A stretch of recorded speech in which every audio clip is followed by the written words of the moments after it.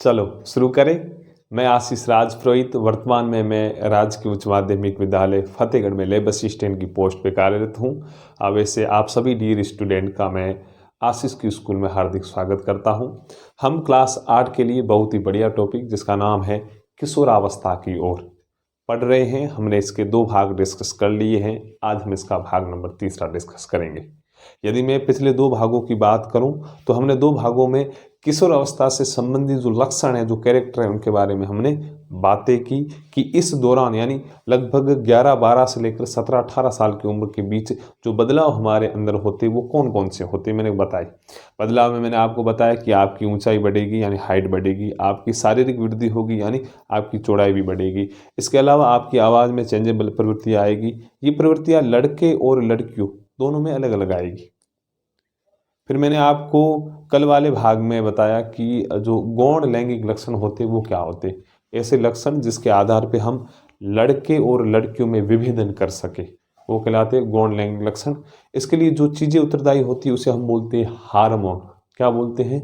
Hormone. Hormone में मैंने आपको 2 महत्वपूर्ण हार्मोन बताए थे और ये याद करने, पुरुष में या नर में या लड़कों में जो द्वितीय लैंगिक लक्षण होते हैं उनको उद्दीपित करने के लिए या किशोर अवस्था की ओर ढालने के लिए जो हार्मोन होता है उसे बोलते हैं टेस्टोस्टेरोन या पुरुष हार्मोन। ये हार्मोन वृषण द्वारा स्रावित होता है। सेकंड, मैंने लड़कियों में द्वितीय लैंगिक लक्षणों की वृद्धि के लिए जो हार्मोन उत्तरदायी होता है वो हार्मोन होता है एस्ट्रोजन। लड़कों में टेस्टोस्टेरोन जिसका स्रावन वृषण यानी टेस्टिस द्वारा किया जाता है, लड़कियों में होता है एस्ट्रोजन जिसका स्रावन किया जाता है अंडाशय या ओवेरी द्वारा। यहाँ तक हमने पढ़ लिया था। फिर लास्ट में मैंने आपको एक और पॉइंट डलवाया था कि जनन कार्यों से संबंधित हार्मोन की भूमिका क्या होती है, वो मैंने लिखवा दिया था लेकिन आज मैं उसको समझाऊंगा। सिंपली बात है, हार्मोन का स्रावन किया जाता है अंतःस्रावी ग्रंथियों द्वारा। हमारे शरीर में अनेकों अंतःस्रावी ग्रंथियां पाई जाती हैं जिनमें से 2 हार्मोन हमने पढ़े, टेस्टोस्टेरोन और एस्ट्रोजन। इनका स्रावन तो अंडाशय और वृषण द्वारा होता है, लेकिन इसके स्रावन के लिए एक ग्रंथि पाई जाती है जिसे हम बोलते हैं पीयूष ग्रंथि या पिट्यूटरी ग्लैंड। पीयूष ग्रंथि जो हमारे मस्तिष्क में पाई जाती है, ये पीयूष ग्रंथि वृषण और अंडाशय को सिग्नल देती है कि अब आप इन हार्मोनों का स्राव करो। इस कारण हम पीयूष ग्रंथि को बोलते हैं मास्टर ग्रंथि। क्या बोलते हैं? मास्टर ग्रंथि। यही दूसरे जो अंतःस्रावी ग्रंथियां होती है उनको ये बोलती है कि आप अपने हार्मोनों का स्रावन करो, और यही हार्मोन आगे जनन क्रिया में भी सहायक होते हैं। कौन कौन से? टेस्टोस्टेरोन और एस्ट्रोजन। ध्यान रखना है आपको। चलो यहाँ तक हमने पढ़ लिया। अब हम आगे और चीज़ें पढ़ रहे हैं और अच्छी चीज़ें। आज का जो लेक्चर है बहुत ही बढ़िया है कि अच्छी चीज़ें हम इसमें सीखेंगे। चलो आप एक हेडिंग डालो, एक बढ़िया सा हेडिंग डालो आप। यहाँ ऐसा करो, पहले एक सीक्वेंस लिख रहा हूँ वो आप लिख लो, फिर बाद में हम नया पॉइंट पढ़ेंगे। आप लिख लो, वैसे मैं लिख रहा हूँ वैसे वैसे लिखना आपको, ऐसे ऊपर से नीचे लिखना है।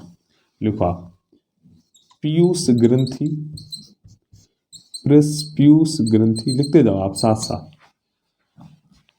से स्रावित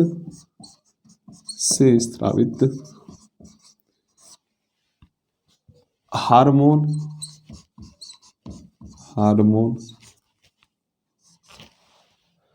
जननांगों को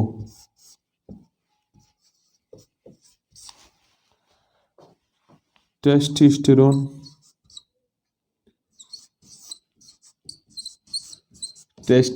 बोलो या टेस्टोस्टेरोन बोलो, एक ही है, ठीक है। टेस्टोस्टेरोन यानी नर में तथा एस्ट्रोजन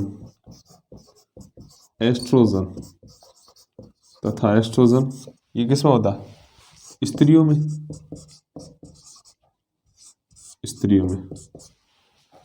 स्रावित करने के लिए उद्दीपित करता है। स्रावित करने के लिए उद्दीपित करता है। यहाँ तक ऐसे लिख लो, कंटिन्यू लिख लो। उद्दीपित करता है, दिख रहा है सबको? उद्दीपित करता है। चलो मैं आके देख लूं। वेरी गुड, बराबर दिख रहा। मैंने लिखा है पीयूष ग्रंथि से स्रावित हार्मोन जननांगों को, जननांगों का मतलब नर में टेस्टिस और मादा में ओवरी यानी वृषण और अंडाशय को टेस्टोस्टेरोन तथा एस्ट्रोजन स्रावित करने के लिए उद्दीपित करता है, यानी सिग्नल देता है, उद्दीपित करेगा। फिर ऐसे तीर का साइन लगाकर नीचे लिखो। ये हार्मोन रुधिर में, ये हार्मोन रुधिर में छोड़े जाते हैं तथा अपने भागों तक, भागों या बोलो लक्ष्य स्थल, भागों या लक्ष्य स्थल, भागों तक पहुंच जाते हैं,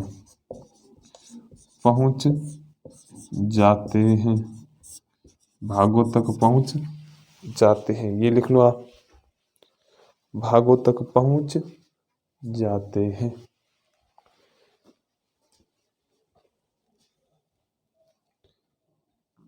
लिख लिया ये, वेरी गुड। एक और नीचे पॉइंट लिखवाऊंगा। देखो सिंपली आपको ध्यान क्या रखना है, आपको ये ध्यान रखना है कि जो हमारी पीयूष ग्रंथि है, पीयूष ग्रंथि कहाँ से पाई जाती है? हमारे मस्तिष्क में। कहाँ पे? मस्तिष्क में। पीयूष ग्रंथि से स्रावित हार्मोन, पीयूष ग्रंथि से एक हार्मोन निकलता है जो जननांगों, जननांगों का मतलब नर में वृषण यानी टेस्टिस, मादा में अंडाशय यानी ओवेरी को सिग्नल देता है। नर को बोलता है तू टेस्टोस्टेरोन का स्त्रावन कर, और मादा को बोलता है तू एस्ट्रोजन का स्त्रावन कर। वो स्रावित करते, किसके अंदर करते हैं? रक्त के अंदर। फिर वो हार्मोन, ये हार्मोन रुधिर में छोड़े जाते हैं और अपने भागों यानी लक्ष्य स्थल तक चले जाते हैं। आपको कंटिन्यू एक और तीर का साइन लगाकर इसे लिखना है। मैं ऊपर की ओर लिख रहा हूं, नीचे जगह है नहीं। आप तीर का साइन एक और नीचे लगाकर आप लिखोगे। मैं ऊपर लिख रहा हूं, ठीक है? मैं ऊपर की ओर लिख रहा हूं, आपको नीचे लिखना कंटिन्यू, आपको कंटिन्यू लिखना है। चलो इसमें लिखो आप कंटिन्यू, कंटिन्यू तीर का साइन लगा कंटिन्यू, उसके नीचे ऐसे करके लिखना, ठीक है? यौनारंभ में, यौनारंभ में, यौनारंभ में, या ऐसे लिखो यौनारंभ के समय, यौनारंभ के समय शरीर में, शरीर में परिवर्तनों को, परिवर्तनों को उद्दीपित करता है, उद्दीपित करता है, उद्दीपित करता है। यहां तक लिख लो, उद्दीपित करता है, यहां तक आप लिख लो। ये लिख लो आप। चलो मैं मिटा दूं, मिटा दूं मैं, यहां तक आपको लिखना है। अब आप एक बड़ा सा हेडिंग डालो, जो मैं बोल रहा हूँ वो बड़ा सा हेडिंग डालो, और ये हेडिंग बहुत ही इंपॉर्टेंट है, समझने लायक है, और काम कीजिए, समझो यही। ये आप हेडिंग डालो और तारा भी लगा दो, बोले समझ लेना। मानव में, मानव में जनन काल की अवधि, जनन काल की अवधि, जनन काल की अवधि, मानव में जनन काल की अवधि। ये बड़ा सा हेडिंग है, मानव में जनन काल की अवधि। इसमें पहला हम समझेंगे कि भाई जनन क्या होता है, जनन क्या होता है। इसमें मैं परिभाषा लिखवा देता हूँ, फिर मैं समझाऊंगा। ये हेडिंग डालो आप, फिर लिखो जनन क्या होता है, वो लिखो आप। चलो लिखो आप, बड़ा सा हेडिंग डाल दिया आपने, मानव में जनन काल की अवधि, ये बड़ा हेडिंग है। फिर इसमें सबसे पहले हम समझेंगे जनन क्या होता है। तो हेडिंग डालो जनन, और फिर इसमें डैश करके लिखो आप, लिखो सजीवों द्वारा, सजीवों द्वारा अपना अस्तित्व, सजीवों द्वारा अपना अस्तित्व कायम रखने के लिए, कायम रखने के लिए, सजीवों द्वारा अपना अस्तित्व कायम रखने के लिए तथा अपने समान, ऐसे लिखो। चलो मैं वापस रिपीट कर रहा हूँ। सजीवों द्वारा अपना अस्तित्व कायम रखने के लिए तथा अपनी पीढ़ी को आगे बढ़ाने के लिए अपने समान नए जीव की उत्पत्ति करना जनन कहलाता है।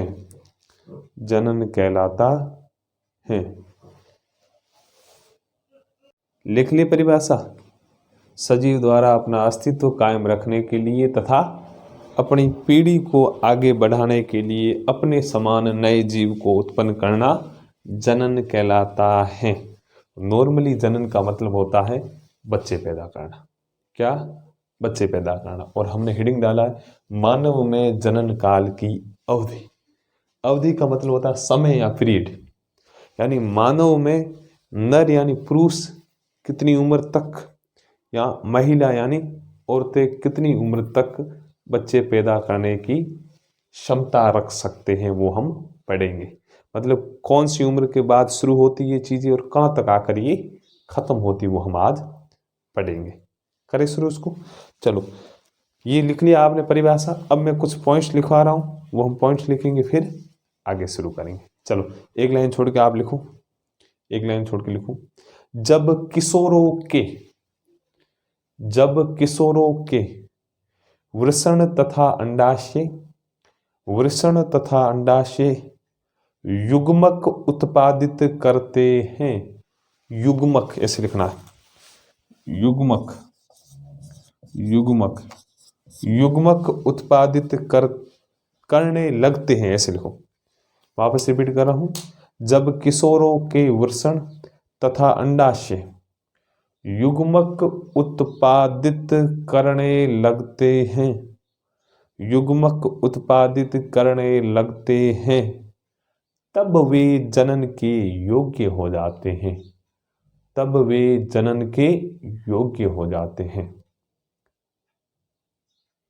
आगे खड़ी पाई लगाकर लिखो। युग्मक की परिपक्वता एवं उत्पादन की क्षमता पुरुषों में स्त्रियों की अपेक्षा अधिक अवधि तक रहती हैं। मैं वापस रिपीट कर रहा हूं। युग्मक की परिपक्वता एवं उत्पादन की क्षमता पुरुषों में स्त्रियों की अपेक्षा अधिक अवधि तक रहती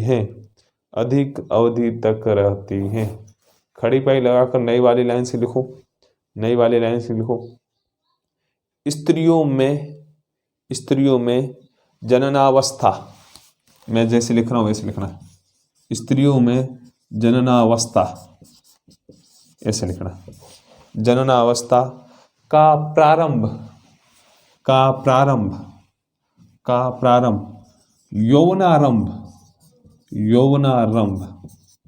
यौवनारंभ और कोष्ठ में लिखो 10 से 12 वर्ष की आयु। 10 से 12 वर्ष की आयु। 10 से 12 वर्ष की आयु।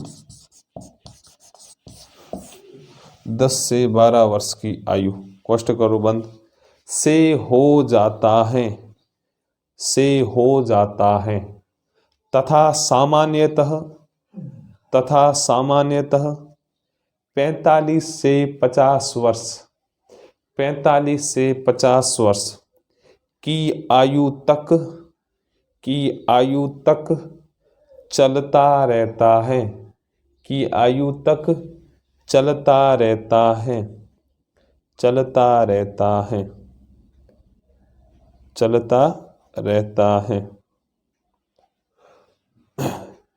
लिख लिया यहां तक? चलता रहता है।